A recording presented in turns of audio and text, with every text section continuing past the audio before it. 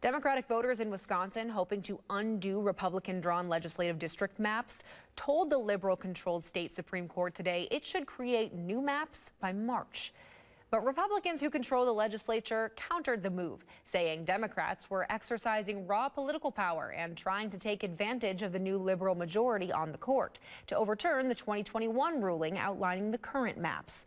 Governor Evers has asked the court to toss out the GOP-drawn maps and draw new ones ahead of the 2024 election.